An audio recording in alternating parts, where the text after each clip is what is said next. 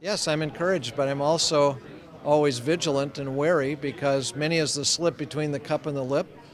But I think we made real progress. I think it's just as clear as it can be what our expectations are with respect to that action plan on September 20th. A commitment to an action plan by September 20th that will include the elements of increased movement of water out of the west end of the lake, as well as an east end control structure to prevent a blowout and to also hopefully move water that can be blended with west end water to maintain water quality standards downstream, to deal with the imminent threat to Minnewacan, which requires a partial relocation of the town, and assistance for farmers who have had their land flooded. We've made clear all of those are the elements necessary for the action plan that we will receive on September 20th.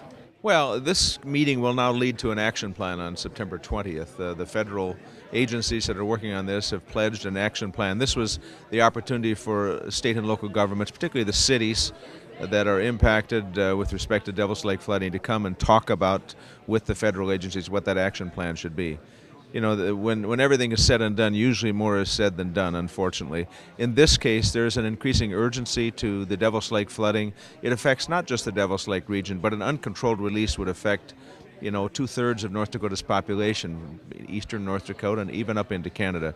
So there needs to be a specific action plan that has a timeline that moves ahead to address these issues. And I think the meeting was very helpful to move in that direction. Well, I think that the first and most important issue is you've got to try to find a way to release some additional water from the lake, and it has to be done in a way that doesn't harm downstream cities.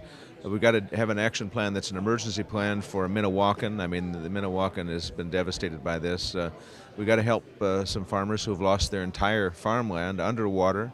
There are ways to do that. There are a series of things that the action plan will include.